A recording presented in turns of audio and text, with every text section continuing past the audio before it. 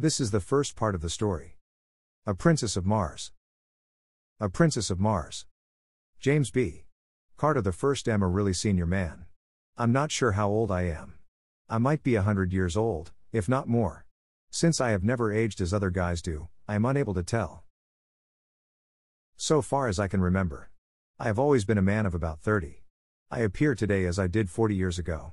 Yet, I feel that I cannot go on living forever. Someday I will die the real death from which there is no escape. I do not know why I should fear death. I who have died 2 times and am still alive. I have never told this story. I know the human mind will not believe what it cannot understand. I cannot explain what happened to me.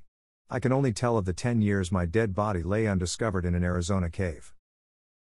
My name is John Carter. I am from the state of Virginia.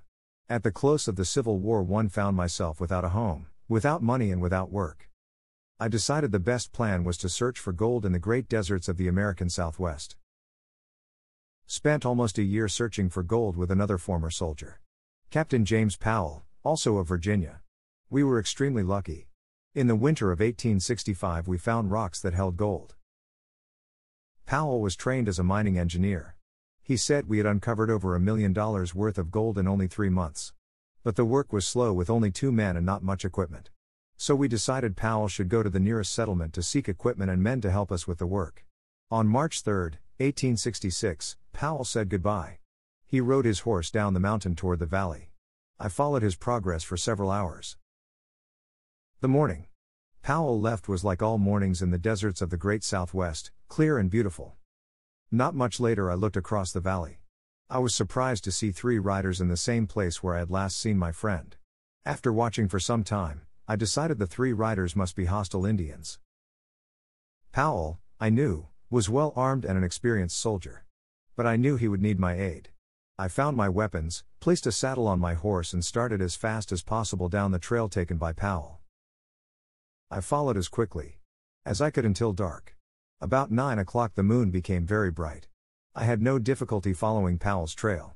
I soon found the trail left by the 3 riders following Powell. I knew they were Indians. I was sure they wanted to capture Powell. Suddenly I heard shots far ahead of me. I hurried ahead as fast as I could. Soon I came to a small camp.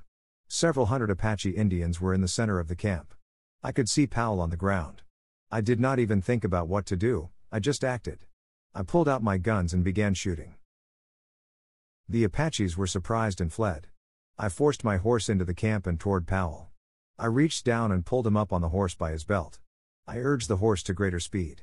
The Apaches by now realized that I was alone and quickly began to follow. We were soon in very rough country. The trail I chose began to rise sharply. It went up and up. I followed the trail for several hundred meters more until I came to the mouth of a large cave. It was almost morning now. I got off my horse and laid Powell on the ground.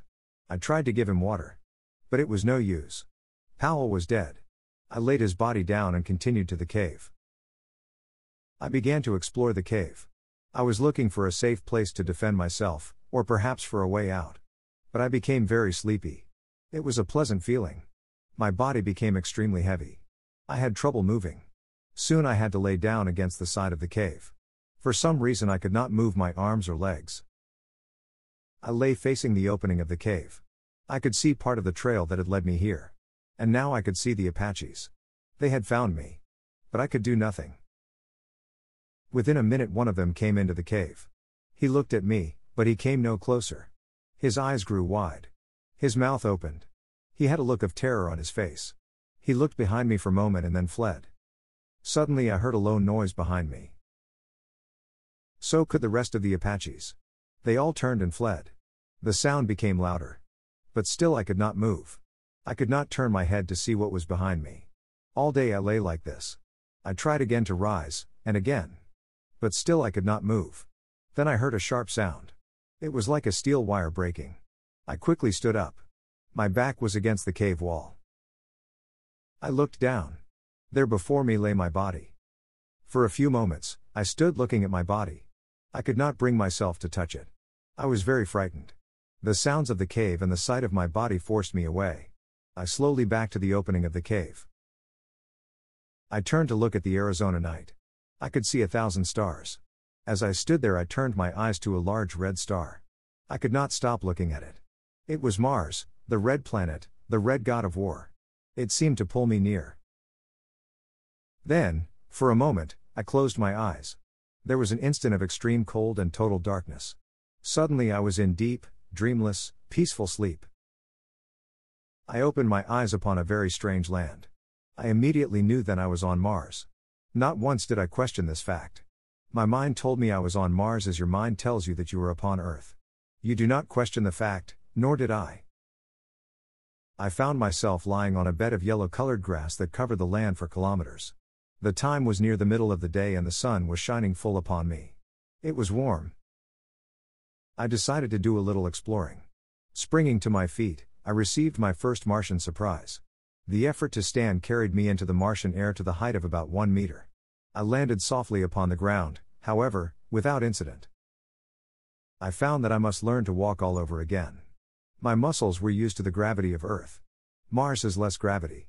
My attempts to walk resulted in jumps and hops, which took me into the air. I once landed on my face. I soon learned that it took much less effort for me to move on Mars than it did on Earth. Near me was a small, low wall. Carefully, I made my way to the wall and looked over. It was filled with eggs, some already broken open. Small, green creatures were in them.